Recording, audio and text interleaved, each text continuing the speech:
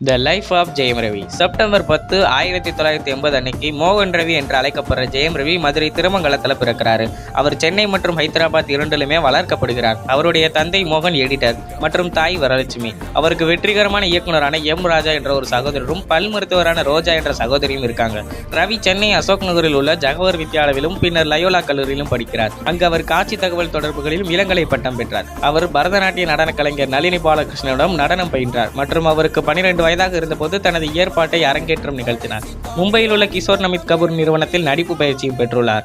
அவர் ஒரு தற்காப்பு கலை நிபுணர் மற்றும் பயிற்சி பெற்ற நடன கலைஞர். சென்னை லயோலா கல்லூரியில் விசுவல் கம்யூனிகேஷன் பட்டப்படிப்பை முடித்த பிறகு நடிப்பு துறையில் இறங்க முடிவு செய்தார். ஜெயம் ரவி இயல்பிலேயே வழக்கமான கவர்ச்சியான தோற்றம் கொண்ட ஒரு ஹீரோ. மேலும் அவர் நடிகராக மாறுவதற்கான முறையான பயிற்சியும் பெற்றிருந்தார்.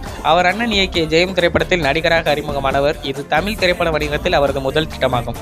இவரின் தந்தை மோகன் படத்தின் தயாரிப்பாளராகவும் பணியாற்றினார். இந்த படத்தின் மாபெரும் வெற்றிக்கு பிறகு ஜெயம் ரவி என்ற பெயரில் தமிழகத்தில் பிரபலமானார். 2003ஆம் ஆண்டு அவரது தனது வெளியீடான ஆக்ஷன் கலந்த மசாலா திரைப்படமான M. Kumaran son of Mahalakshmi box ஆபீஸில் அவரது முந்தைய திரைப்படத்தின் விட முயற்சிகளை விடையும் சிறப்பாக அமைந்தது. 2007ஆம் ஆண்டில் தீபாவளி திரைப்படம் மிகவும் வெற்றிகரமான மற்றும் அதிக வசூல் செய்த திரைப்படங்களிலும் ஒன்றாகும். அதன் பிறகு ரவி லண்டனில் உள்ள ஒரு பணக்கார உற்சாகமான என்ஆர்ஐயாக நடித்தார். அவர் தனது வாழ்க்கையின் அன்பை வெல்ல போராட வேண்டும். 2008ஆம் ஆண்டு தாம் தும் படத்தை இயக்கிய ஜீவா ரஷ்யாவில் படப்பிடிப்பின் போது அவர் இறந்துவிட்டார். அதன் பின்பு திரையுலகில் தவிர்க்க முடியாத ஹீரோவாக மாறினார். ஆனால் சிறிது காலம் தரமான படங்களை உருவாக்க போராடினார். இருப்பினும் தனது சகோதரர் இயக்கிய தனி ஒருவன் படத்தில் அவர் வலுவான மறுபிரவேசம் பெற்றார்.